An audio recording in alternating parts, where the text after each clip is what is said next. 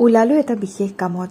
মোৰ চশমাযোৰৰ ফ্ৰেমটো বহুত দিনৰ পৰা সলাম বুলি ভাবি আছিলোঁ, কিন্তু সলোৱা হোৱা নাছিলে। আজি ফাইনেলি চশমাযোৰৰ ফ্ৰেমটো সলাবলৈ আহিলোঁ লেন্সকাৰ্ট। ইয়াৰ পিছতে কালেকশ্যনবিলাক বেছি ভাল থাকিলেও কনফিউজ হোৱা যায়। কোনযোৰ ল'ম কোনযোৰ নল'মকৈ এযোৰ ফাইনেলি পচন্দ কৰি থৈ আহিলোঁ। ওচৰতে আছিলে ৰিলায়েন্স, সেইকাৰণে ভাবিলোঁ এপাক সোমায়ে যাওঁ। আজি শাওনৰ শেষৰটো সোমবাৰ, সেয়েহে শিৱ মন্দিৰলৈ বুলি গ'লোঁ। সন্ধিয়া ইমান ভাল লাগিলে মন্দিৰটোলৈ গৈ। আমি চাকি বন্তি ধূপ জ্বলাই ভগৱানৰ ওচৰত প্ৰাৰ্থনা কৰিলোঁ। মন্দিৰৰ পৰা ওলাই আহোঁতে ৰোড ছাইডত এখন দোকানত ধুনীয়াকৈ গৰম গৰম জেলেপি বনাই আছে। আচলতে জেলেপি দেখিলেই পূজালৈ মনত পৰে।